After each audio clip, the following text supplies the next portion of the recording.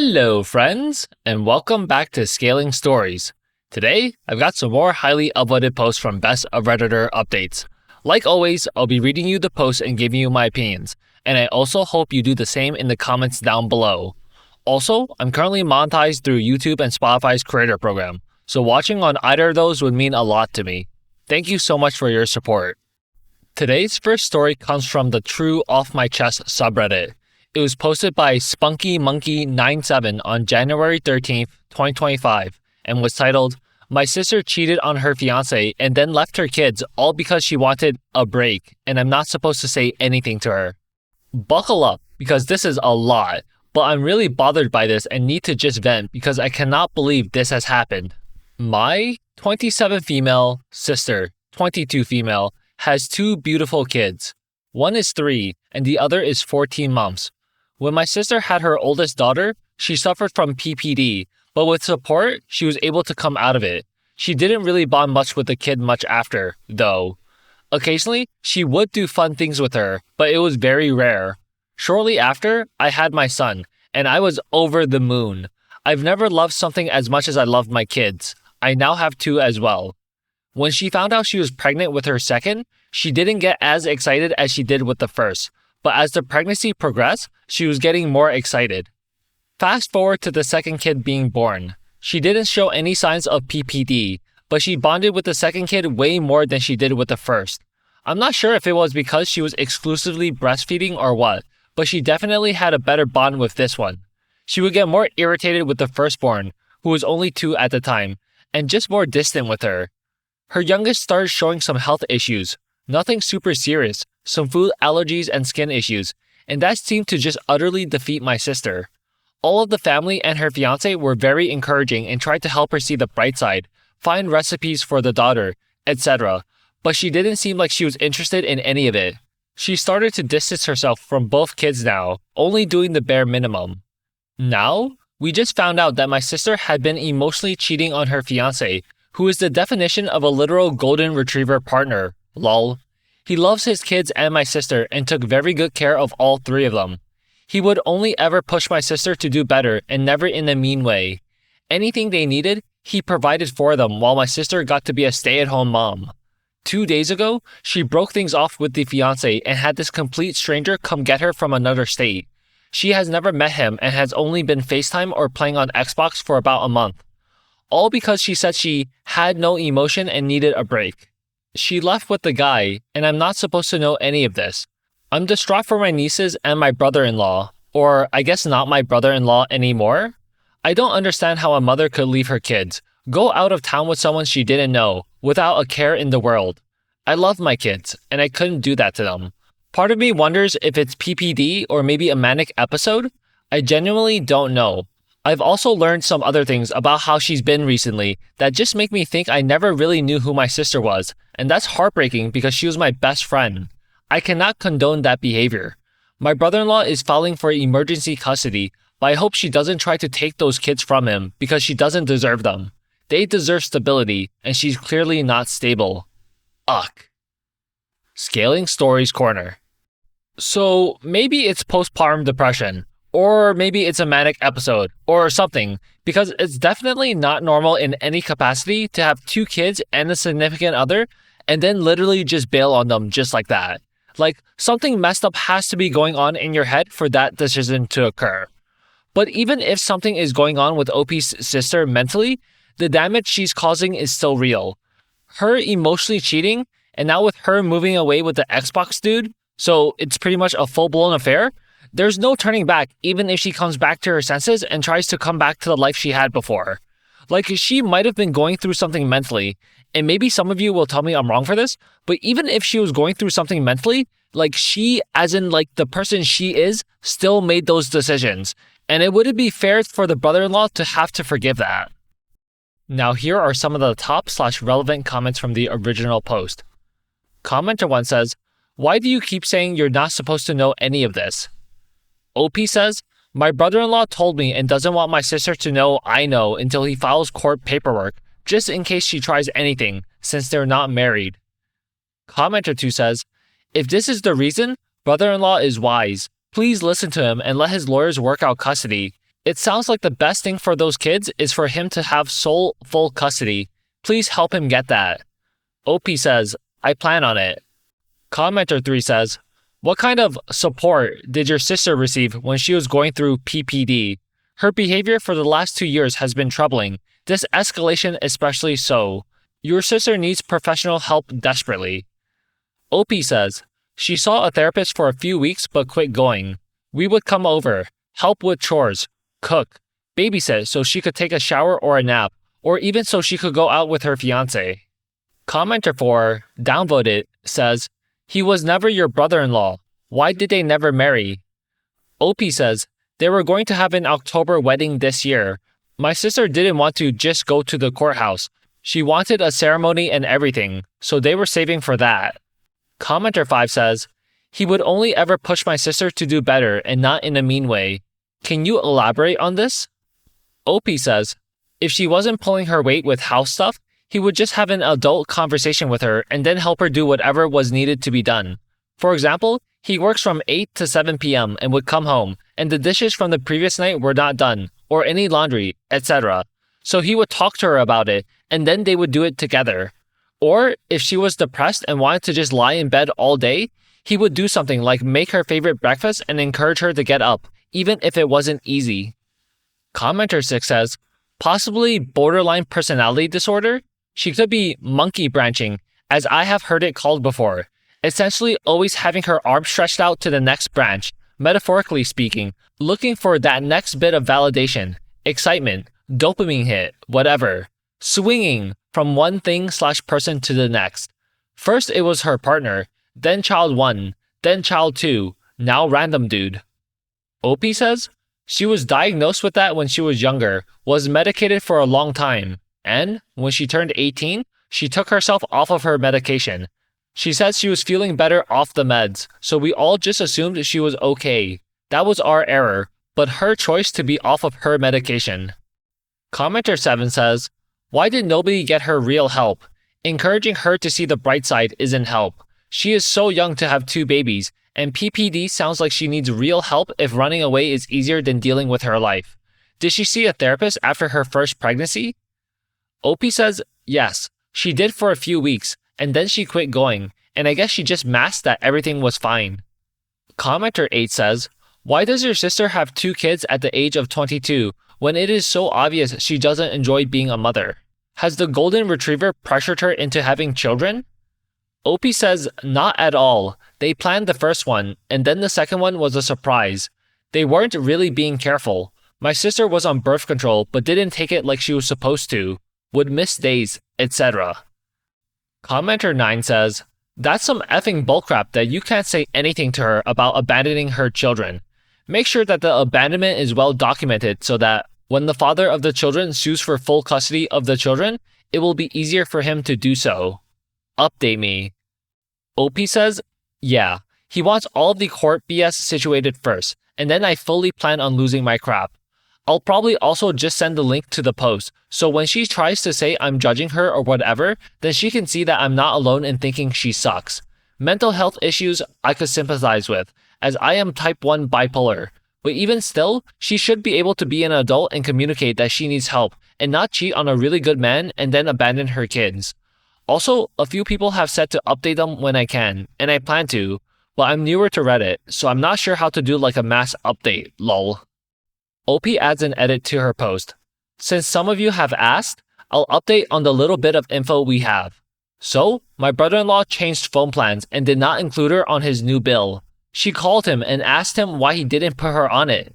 Like, she genuinely didn't understand that he is not going to be paying for her things anymore. She told him that she isn't going to fight him and that he can have full custody of the kids, and that she still wants to be able to call and visit when she feels like it. The guy she ran off with just lost his car because he signed divorce papers right before he left to get my sister. And his ex took the car because it was in her name, lol. Karma is beautiful.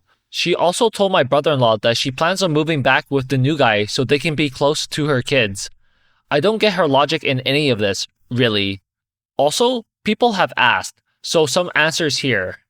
My brother-in-law is 22. My sister asked my brother-in-law not to tell us, my mom and me, because she did not want us to get in the way of her being able to see her kids or to judge her. Too late. My brother-in-law doesn't want her to know we know until after all of the court stuff is finalized. He's doing okay. He and his mom are actually going to be moving a little closer to our family so we can all help out with the kids. It takes a village, and he's definitely got one. Since my sister has been out of the picture for a week now, the youngest kid has taken her first steps, and the oldest seems genuinely happier. I'm coming from a much less angry place. I still cannot stand that she did this, and I am cutting contact with her. My partner and I are supporting my brother-in-law as much as we can with 2 kids of our own. This whole situation has been insane. I'll update more if anything else happens. Thank you to everyone who gave advice and didn't judge me for venting. Once this all isn't so fresh, I'm going to show my brother-in-law the thread and let him see that it was not his fault. Update 17 days later. Okay, so I have a few updates to this absolute insanity of a situation. First, I posted the first update as an edit to the original post. Since then, my sister called my mom and asked her for any legal contacts so she looks like she has her crap together. My mom told her no and that she isn't going to help her because she abandoned her children. My sister is still convinced that she did not abandon them. She yelled at my mom, stating that she hasn't left them and that she's only 3 hours away and calls to talk to them every night. She doesn't. She has called a few times, but not every day. She's still planning on moving back home with this new guy so she can be closer to the kids. But I'm pretty sure my brother-in-law is only going to allow her to have supervised visits since she has made comments about just taking the kids and how she should have done that from the start. Her best friend suggested it. When my mom tried to reason with her and ask her why she didn't just come here, her response was, "I just want to be on my own," which I find ironic because she hasn't been on her own ever, and she's still not on her own. She is still mooching off of another guy with a job, and she still doesn't have a job, a license, or her GED. We have all offered to help her get those things, but she has no drive to actually do it. My brother-in-law and his mom are moving closer to me and my parents so we can all help each other and hopefully make things easier on my brother-in-law as he tries to be a single dad with 2 toddlers. My brother-in-law is in much better spirits. He was upset until my sister called him while she was naked and asked him for money, and then she proceeded to put on the other guy's hoodie and walk around the house until he could see the other guy in the background.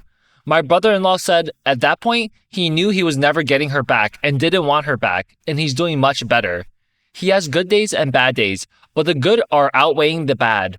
The kids are actually thriving without my sister there, too. My sister would parent by just turning on the TV and letting them do whatever, but my brother-in-law is much more involved with them, as is his mom. If anything else crazy happens, I'll post another update. But for now, I think we are just waiting for all of the long-term court paperwork to be submitted. He got emergency custody, and it was filed that she abandoned them and fled the state. Thank you to everyone who has let me vent and given some good advice. This has definitely been a roller coaster. ScalingStories Corner. So, I'm still not sure if this is PPD or a result of the sister having borderline personality disorder and stopping her medication. Or maybe it's a mixture of all of the above. But either way, the damage she's done is real and permanent with her relationship to the brother-in-law and her kids. I hope the brother-in-law is able to get full custody of the kids because OP's sister's behavior is honestly so disgusting and that she's actually showing zero interest or care about her own children. And the guy she's with is also a gigantic piece of crap for enabling her and probably knowing that she's with him while abandoning her children. Now here are some of the top/relevant comments from the update post. Commenter 1 says, "Your sister monumentally sucks." Commenter 2 says, "It really is amazing and terrifying how quickly one can supremely and even permanently screw up one's life. And the sister seems hellbent on continuing to screw up her life.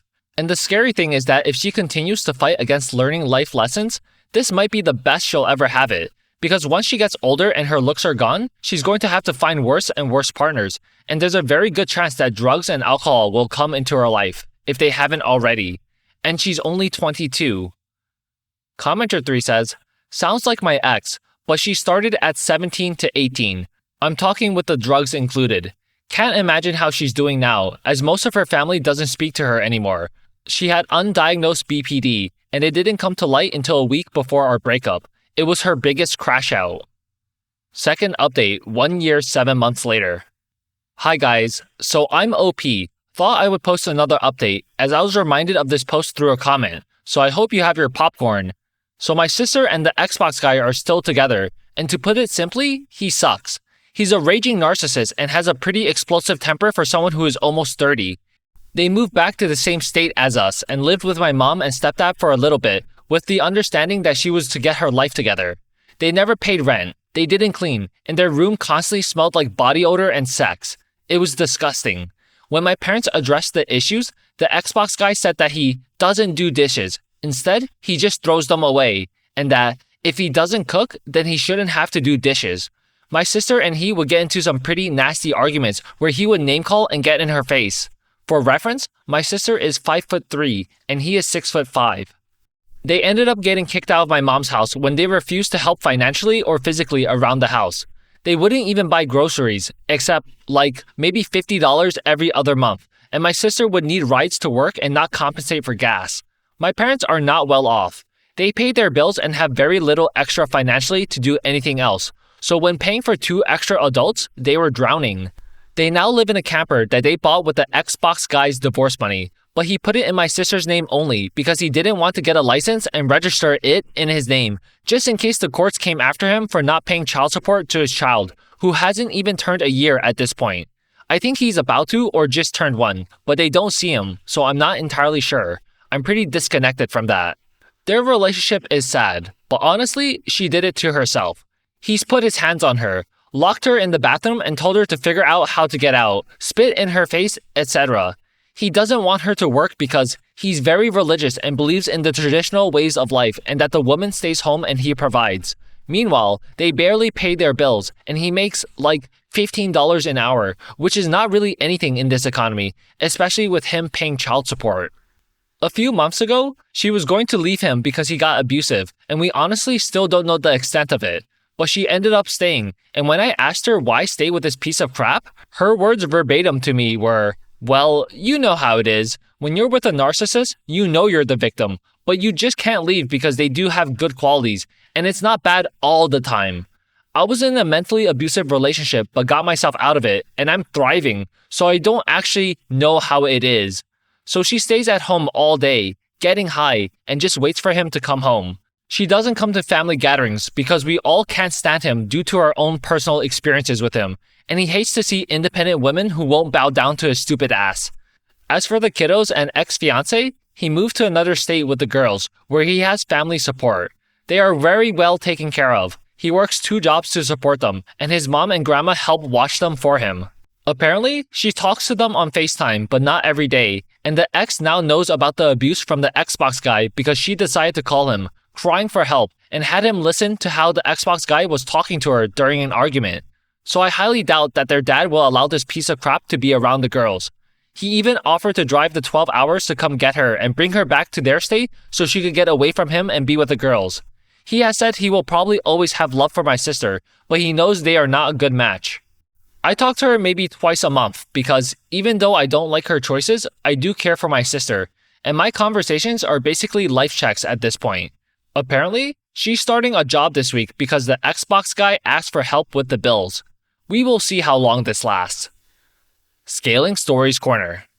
So, I'm at least glad that the kids and brother-in-law seem to be doing fine for themselves now.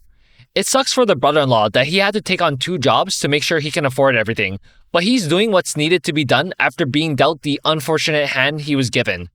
As for OP's sister, that's just crazy that she's still wanting to stay with this dude even after full well knowing he's a broke, unhygienic, unsanitary, deadbeat loser. She seemed so self-aware when she said that she knows she's the victim but can't leave because they do have good qualities and it's not bad all the time. And I'm just thinking like, excuse me? When is it a good time? This seems like the worst, absolute worst, unfun, unenjoyable life experience ever. They're just broke, living in a trailer, living in probably actual trash because the guy can't clean, can't do dishes, can't do anything really. Like, just yikes. Maybe she thinks she's too far committed into throwing away her life after she made her decision a year ago, and now she thinks like she needs to endure and embrace it now. I'm not sure. Now here are some of the top/relevant comments from the update post. Commenter 1 says, "Are you still in touch with the kids/ex-brother-in-law? It sounded like your family had a lot of love for them." OP says, "Yes, we are. He sends pictures and we call on birthdays, and I get to FaceTime them sometimes too. They are all doing really well. We have been talking about planning to meet up when he makes a trip here with them. Commenter 2 says, well, I have great timing. Good to hear from you, OP. So sad to hear about your sister, but you can only lead a horse to water. Good on you for making positive progress.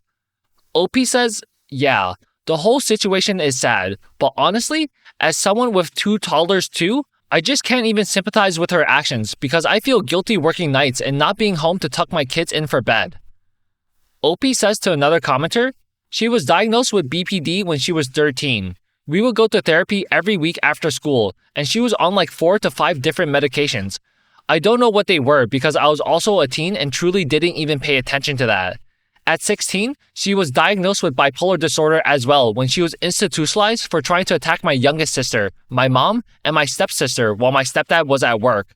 She has a lot of mental illness, and as of now, she says that getting high helps her, and it's not bad to be high all the time if it helps, and refuses to go to the doctor for help because she doesn't need it. OP says to another commenter, so we did get her help her entire life. She was in therapy from 4 years old and medicated at 4 because of all her mental issues. We fought so hard to help her.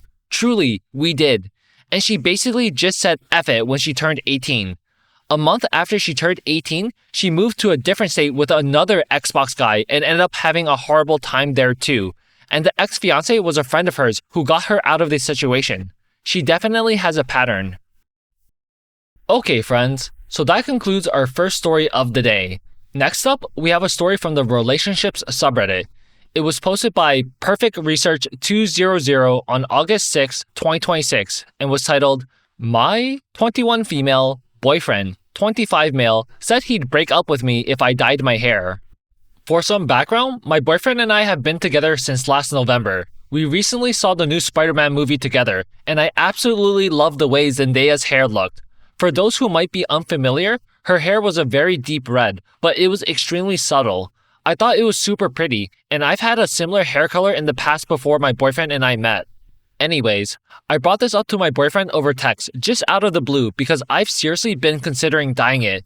Immediately, he was against the idea and kept saying that he didn't like it and was against hair dye of any color. It was a little off-putting, especially because our conversation up until that point had been nice/playful. I got curious because of the sudden shift in vibes, so I asked him if he'd dump me if I ever dyed my hair. He said yes, and after 2 more times of me being like, seriously? And you dump me over hair dye? He stood behind his words. He was very clear that he wasn't joking. This obviously hurt. It wasn't like I was thinking about drastically changing my hair. I just wanted something noticeable in the sunlight that gave off more of a reddish hue.